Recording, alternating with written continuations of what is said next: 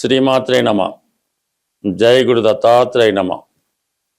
ఈ వీడియోలో మనం ఏప్రిల్ 2వ తారీఖు నుంచి మే 11వ తారీఖు మధ్యన కుజగ్రహం మేషరాశిలో సంచరిస్తున్న సమయంలో ఎటువంటి ప్రభావాలు కనబడతాయి అనే పరిశీలనలో మనకి ఏప్రిల్ 2వ తారీఖున శని భగవానుడు మీనరాశిలో ప్రవేశించి అక్కడ ఉన్నటువంటి శని భగవానుడితో కలియడం జరుగుతూ ఉంటుంది. ఇది ఒక విధంగా మంచి కాంబినేషన్ కాదు. శని భగవానుడు కుజగ్రహంతో కలిసినప్పుడు వృత్తిపరమైనటువంటి ఇబ్బందులు జాతకుడికి ఏర్పడుతుంటాయి. అదే శని భగవానుడు కేతుగ్రహంతో కలిసిన ఉద్యోగంలో మార్పు కానీ ఉద్యోగం పోవటం కానీ జరుగుతూ ఉంటాయి. అలాగే ఎవరి జన్మ జాతకంలో అయినా సరే శని కుజగ్రహాలు కలిసినప్పుడు వారు జీవితంలో తొందరగా సెటిల్ అవ్వలేకపోవడం, ఏ వృత్తి యందు ఆసక్తి ఉండదు, మంచి నాలెడ్జ్ ఉంటుంది, టెక్నికల్గా చాలా తెలివైన వారు ఉంటారు, అయితే పని చేయడానికి ఇష్టపడకపోవడం వల్ల వారి జీవితంలో సరిగ్గా సెట్ అవ్వలేకపోతుంటారు. కొంతమంది జీవితాంతం ఏ ఉద్యోగం చేయకుండానే ఉంటారు. అలాగే పెళ్ళి కూడా చేసుకోకుండా ఉండేవాళ్ళు కూడా ఉంటుంటారు. ఒకవేళ వివాహం అయినా కూడా వారి జన్మజాతకంలో శని కుజులు కలిసి ఉంటే వివాహ జీవితం కూడా సరిగ్గా సాగపోవడం జరుగుతూ ఉంటుంది. ఇదే స్త్రీ జాతకంలో శని కుజులు కలిసి ఉంటే అసమర్థుడైనటువంటి భర్త రావడం వల్ల ఆమె వివాహ జీవితం చాలా స్ట్రగుల్గా ఉంటుంది. భర్తకు సంపాదన లేకపోవడం, భార్య మీద ఆధారపడడం, ఇటువంటి ఇబ్బందుల వల్ల జీవితం స్ట్రగుల్ అవుతుంటుంది. బట్ ఏదైనా రెండు శత్రుగ్రహాల కలయిక మీనరాశిలో కంప్లీట్గా ఎటువంటి ప్రభావం చూపుతుంది, ప్రస్తుతం జరుగుతున్నటువంటి యుద్ధ వాతావరణంలో ఈ గ్రహాల ప్రభావం ఎంతవరకు ఉంటుంది అన్న విషయాన్ని మనం ఈ వీడియోలో పరిశీలించే ప్రయత్నం చేద్దాం. వృషభ రాశి వారికి ఏప్రిల్ 2 నుంచి మే 11 మధ్యలో సుమారు 40 రోజుల పాటు కుజగ్రహం లాభస్థాన సంచారం వలన మిగతా రాశుల వారి కన్నా వృషభ రాశి వారికి అత్యంత లాభదాయకంగా ఉండడం జరుగుతుంది. ఇది కుజుడు ఈ రాశి వారికి సప్తమ వ్యయాధిపతి, రాశ్యాధిపతికి శత్రుగ్రహం. అయితే ఏదైనా ఒక గ్రహం ఒక భావంలోకి వచ్చినప్పుడు అక్కడ వేరొక గ్రహం ఉంటే ఆ గ్రహంతో కలిసి ఆ గ్రహ ఫలితాలు ముందుగా ఇవ్వడం జరుగుతూ ఉంటుంది. అక్కడ ఏ గ్రహం లేనప్పుడు ఈ గ్రహం ఏ గ్రహం అయితే రాశి మారుతుందో ఆ గ్రహం స్వతంత్రంగా తన ఫలితాలు ఇవ్వడం జరుగుతూ ఉంటుంది. ఇప్పుడు ఈ కుజుడు మీనరాశిలో ప్రవేశించినప్పుడు అక్కడ ఉన్నటువంటి శని భగవానుడితో కలిసి ఉండడం జరుగుతూ ఉంటుంది. ఈ 40 రోజుల్లో కూడా శనిని కలుసుకోవడం, మళ్ళీ విడిపోవడం, మళ్ళీ రాశి మారడం, 40 రోజులు ఈ శని కుజగ్రహాల కలయిక మీ జాతకం మీద ప్రభావం ఉంటుంది. అందులో కుజుడు మీకు శత్రుగ్రహం, శని మీకు మిత్రగ్రహం, యోగకారకుడు, ఒక విధంగా భాగ్య రాజ్యాధిపతి. అందువల్ల ఈ కుజుడు ముందుగా శని యొక్క ఫలితాలు ఇవ్వవలసి ఉంటుంది. అంటే ఇప్పుడు వృత్తిపరంగా మీరు చాలా కాలంగా వృత్తిపరంగా అభివృద్ధి కోసం కానీ, వృత్తి మారాలని కానీ, వృత్తిలో ప్రమోషన్ కొరకు కానీ ఎదురు చూస్తుంటే మీకు వృత్తిపరమైనటువంటి అభివృద్ధి చేంజ్ రావడం జరుగుతూ ఉంటుంది. అయితే ఇక్కడ శని కుజులు కలయడం వల్ల అంటే ఉన్న ఉద్యోగాన్ని వదులుకున్న తర్వాత మాత్రమే మీకు కొత్త ఉద్యోగం, మంచి ఉద్యోగం రావడం జరుగుతూ ఉంటుంది. సో అందువల్ల అంటే ప్రస్తుతం వృత్తిపరమైన మార్పు రావడం, సడన్గా ఉద్యోగం మానివేయడం లేదంటే పోగొట్టుకోవడం జరిగే అవకాశం ఉంది. బట్ ఎమ్మటనే మళ్ళీ మీరు దాన్ని సబ్స్టిట్యూట్ చేసుకుంటూ కొత్త ఉద్యోగం సంపాదించుకుంటారు. అలాగే భాగ్యాధిపతిగా లాభస్థానం వల్ల కంప్లీట్గా మీకు శని భగవానుడు మంచి ఫలితాన్ని ఇస్తూ ఒక కొద్ది చెడ్డ ఫలితాన్ని కూడా ఇవ్వడం జరుగుతుంది. అలాగే అక్కడ రవి మీకు చతుర్థాధిపతిగా లాభస్థానంలో ఉన్నాడు. అంటే చతుర్థం అంటే గృహం, వాహనం, విద్య, మాతృ సౌఖ్యం ఇవన్నీ కలుగుతాయి.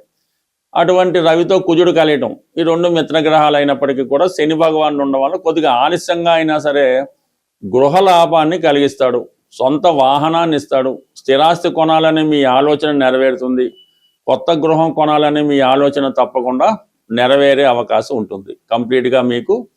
లేదంటే కొంతమందికి ప్రభుత్వ క్వార్టర్స్ లాంటివి, అంటే ప్రభుత్వం నివాస గృహం అలాట్ చేయడం జరుగుతుంటుంది, అంటే గవర్నమెంట్ ఎంప్లాయీస్కి జరుగుతూ ఉంటుంది, మినిస్టర్లకి జరుగుతూ ఉంటుంది. అలాగే కొంతమందికి ఏంటంటే ఈ గవర్నమెంట్ ఈ డబుల్ బెడ్రూమ్ ఇల్లు అటువంటివి కూడా ఇచ్చే అవకాశం ఉంది. అంటే గవర్నమెంట్ పథకాలు మీకు అనుకూలంగా ఉంటాయి. అందులో గవర్నమెంట్ మీకు పెన్షన్ రావచ్చు, గవర్నమెంట్ జాబ్ రావచ్చు, గవర్నమెంట్ గృహం రావచ్చు, ఏదో ఒక పథకం మీకు ప్రభుత్వం ద్వారా మీకు రావడం జరుగుతూ ఉంటుంది.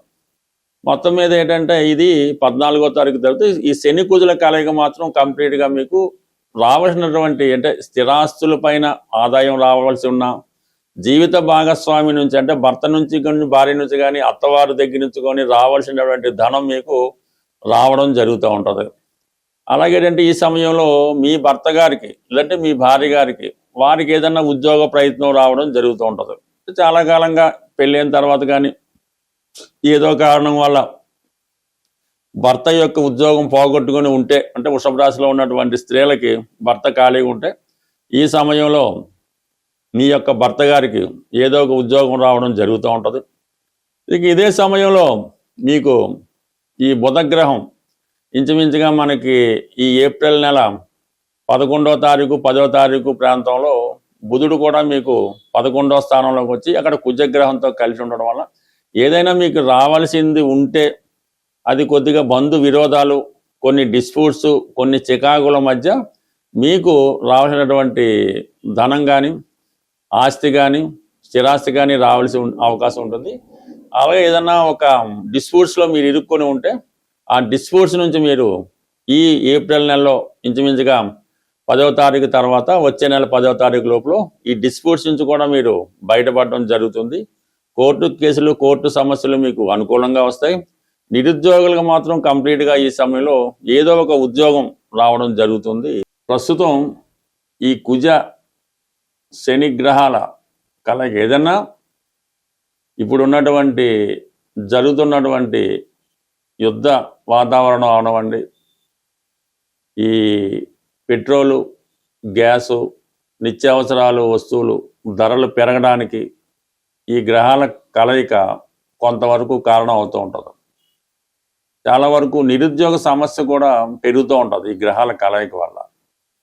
సో దీనికి పరిహారం మనం ఆలోచించినప్పుడు కుజుడు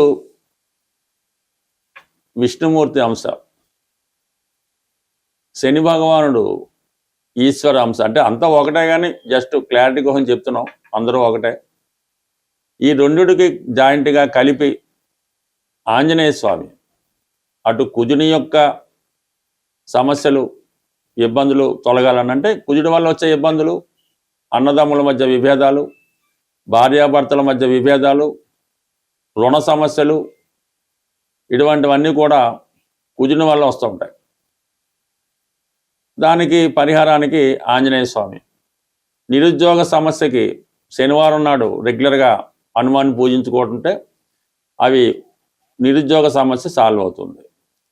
రుణ బాధలు, అన్నదమ్ముల గొడవలు, భార్యాభర్తల విభేదాలు, పెళ్లి సంబంధించిన సమస్యలు ఉంటే మంగళవారం రోజు ఆంజనేయ స్వామిని ఆరాధించడం వల్ల ఈ సమస్యలు సాల్వ్ అవుతాయి.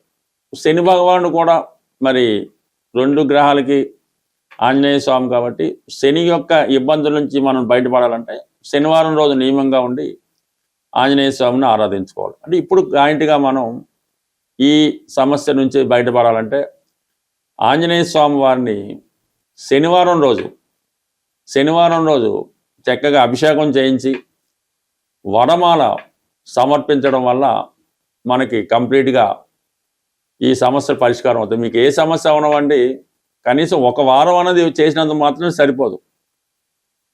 కనీసం 8 వారాలు చేయడం వల్ల ఈ విధంగా రెగ్యులర్గా ఆంజనేయ స్వామి వారికి అభిషేకం, వడమాల సమర్పించడం, ఆ రోజు మనం చాలా నియమనిష్టలతో ఉండడం, 3 సార్లు 3 పూట్ల హనుమాన్ చాలీసా పారాయణ చేయడం వల్ల తొందరగా స్వామి యొక్క అనుగ్రహం పొందడం జరుగుతూ ఉంటుంది. అయితే ఈ 2 గ్రహాలు మీనరాశిలో కలుసుకున్నాయి కాబట్టి మీనరాశి అయినటువంటి అధిపతి గురువు కూడా మనం శాంతి చేయవలసి ఉంటుంది, పరిహారం చేయవలసి ఉంటుంది.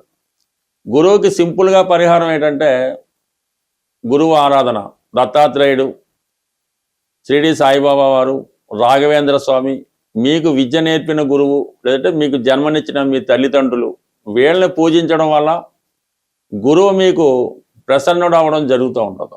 ఈ సమయంలో మీరు మరీ ఇబ్బందులతో ఉంటే మీ తల్లిదండ్రులకు కానీ మీ గురువుకు కానీ చక్కగా వాళ్ళని సత్కరించి ఒక మంచి వారికి ఇష్టమైనటువంటి వస్త్రాలు బహుమతిగా ఇవ్వడం వల్ల కంప్లీట్గా మీరు ఈ సమస్య నుంచి పరిష్కారం, సమస్య ఉన్నా లేకపోయినా కంప్లీట్గా గురుగ్రహ అనుగ్రహం కోసం దత్తాత్రేయుని ఆరాధించడం వల్ల, దత్తాత్రేయుని క్షేత్రాలు పిఠాపురం అవ్వచ్చు, షిరిడి అవ్వచ్చు, గాన్గాపూర్ అవ్వచ్చు, ఏదో ఒక దత్తక్షేత్రాన్ని దర్శించవచ్చు. లేదా మీ గురువు యొక్క గృహమే దత్తక్షేత్రం అవుతుంది, లేదంటే ఒక గోశాల కూడా మీకు దత్తక్షేత్రంతో సమానం అవుతుంది. అటువంటి వాళ్ళని సందర్శించి అక్కడ కొద్దిసేపు మీరు విశ్రాంతిగా ధ్యానం చేస్తూ కూర్చుంటే మీకు ఆ పాజిటివ్ హీలింగ్ అయి అన్ని గ్రహాలు మీకు వశం అవడం జరుగుతూ ఉంటుంది. మనం గ్రహాలతో పరిచయం పెంచుకొని వాటిని ఆరాధిస్తూ ఉంటే గ్రహాలు మనతో మాట్లాడి అవి ఏం చేయాలో అవే చెప్తూ ఉంటాయి. స్వస్తి.